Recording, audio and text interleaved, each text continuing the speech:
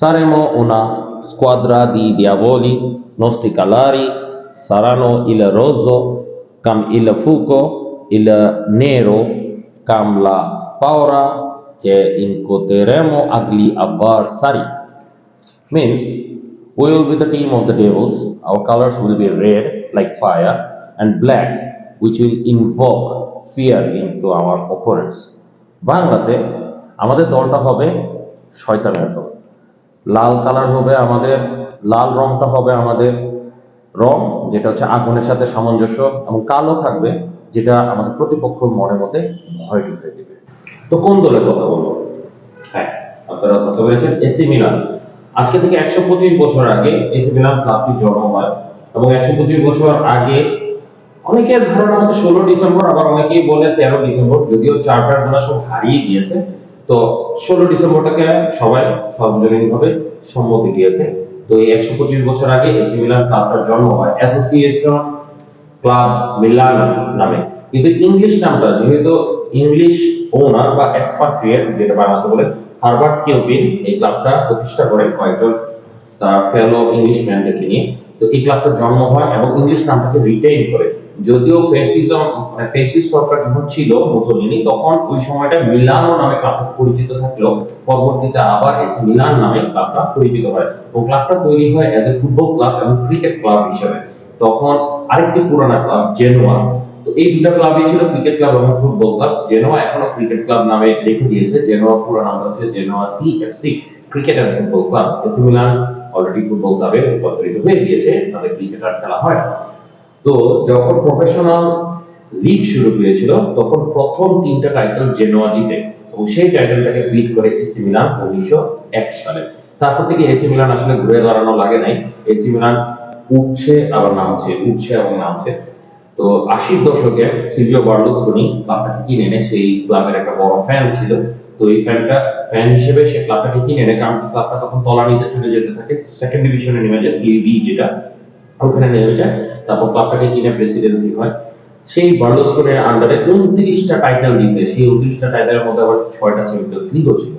এবং শুধু তাই না, নিজেদের লিগ এসি মিলান এখন সর্বমোট 19টা সিরি এ টাইটেল জিতে, 5টা কোপা ইতালিয়া, 7টা সুপার কোপা ইতালিয়া, 7টি চ্যাম্পিয়ন্স লিগ, যেটা সেকেন্ড হাইয়েস্ট।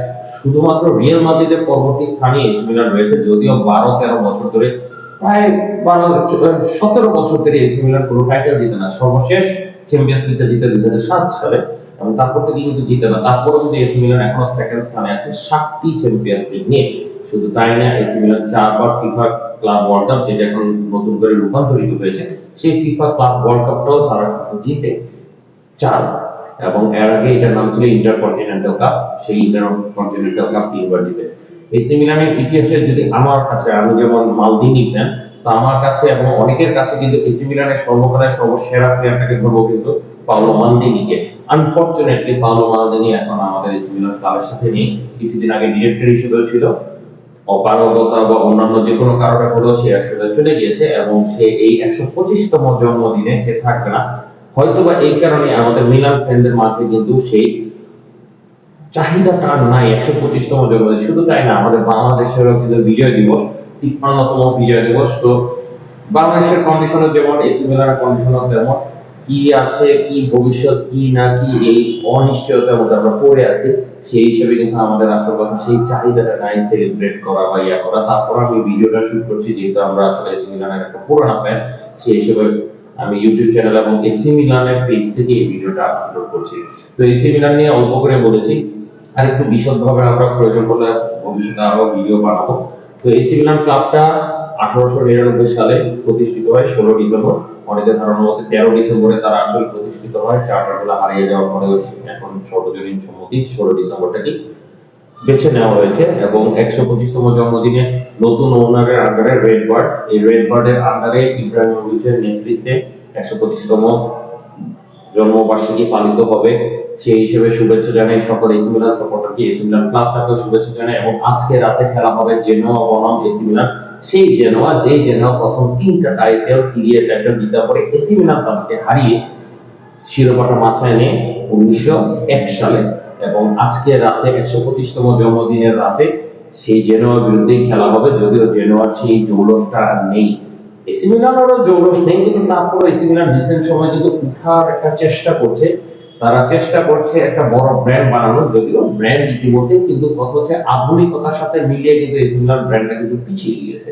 তো সেই পিছিয়ে যাওয়া এসি মিলান এখন সামনে থেকে আরেকটু আগানোর চেষ্টা করছে।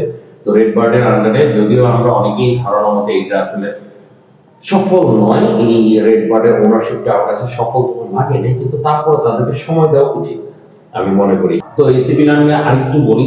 এসি মিলান কিন্তু বহু ব্যালন ডিওর প্লেয়ারকে কিন্তু খেলিয়েছে, আর এই ক্লাব থেকে কিন্তু অনেকেই ব্যালন ডিওর পেয়েছে। শুধু তাই না, সর্বশেষ ব্যালন ডিওরটা হচ্ছে রিকার্ডো কাকা, ব্রাজিলের। এটা আমাদের অনেকেরই জানা আছে, যদিও অনেকের অনেক মতামত আছে যে রিয়াল মাদ্রিদে যাওয়ার পরে সে আসলে ফ্লপ। কিন্তু এসি মিলান হচ্ছে প্রথম ক্লাব যে ক্লাবে 1988 সালে তিনজন নমিনি একসাথে মনোনয়ন পেয়েছিল। সেই নমিনি তিনজন হচ্ছে মার্কো ভ্যান বাস্টেন, রুদ গুলিচ এবং ফ্র্যাঙ্ক রাইকার্ড। এবং প্রথমবার কোন ক্লাব থেকে তিনজনই ব্যালন ডিওরের টপ 3 হয়েছে। যদিও এখন অনেক ক্লাব থেকে অনেকেই এসেছে, কিন্তু কথা হচ্ছে প্রথমবার, তারা আগে কিন্তু কেউ এরকম পারে নাই। এবং রিকার্ডো কাকা হচ্ছে সেই খেলোয়াড় যার পরে রোনালদো এবং মেসি মিলে বাকি ব্যালন ডিওর গুলো জিতে যেত, মাঝখানে আরো 2-3 জন জিতে, কিন্তু সর্বশেষ কিন্তু রিকার্ডো কাকাই যে ডমিনেট করে জিততে পারে। এবং তার আগে আরো কিছু ব্যালন ডিওর এসি মিলান থেকে জিতেছে। মার্কো ভ্যান বাস্তেনের কথা তো বলেছি, আরো কয়েকজন খেলোয়াড় আছে। এসি মিলান ক্লাব নিয়ে যদি বলতে হয়, এসি মিলান ক্লাবের আরো কিছু বলতে হবে। সেটা হচ্ছে ইতালি থেকে সবচেয়ে ধনী ক্লাব বলা হয়, one of the richest club in the world. শুধু তাই না, এসি মিলান ক্লাবটা আশেপাশে ফ্যান বেস প্রচুর। যেমন আমি বাংলাদেশ থেকে আসলে এসি মিলান সাপোর্ট করতেছি, এবং বাংলাদেশে আমাদের অনেক বড় একটা ফ্যান বেসও আছে। সো এসি মিলান ক্লাবটা নিয়ে যদি যাই বলে নিলে সবকিছু কম হয়ে যায়। এসি মিলানের আরেকটা জিনিস বলতে হবে, G14 গ্রুপ, যেটা এখন ডিফাল্ট হয়ে গেছে, সেটা হচ্ছে চ্যাম্পিয়ন্স লিগ যারা ফর্ম করে সেই G14 গ্রুপের সদস্য কিন্তু এসি মিলান, যেটা এখন ইউরোপিয়ান ক্লাব অ্যাসোসিয়েশনের মাধ্যমে রূপান্তরিত হয়েছে। তো এসি মিলান নিয়ে এই ছোট্টখাটো গল্প করলাম। তো আশা করি আপনারা এসি মিলানের সাথে থাকবেন। আপনাদের যাদের যাদের ভালো লাগবে অবশ্যই আমাদের পেজে লাইক দিবেন এবং সাবস্ক্রাইব করবেন। এবং আপনাদেরকে আবারও শুভেচ্ছা জানাই। এখানে রাখলাম। আসসালামু আলাইকুম।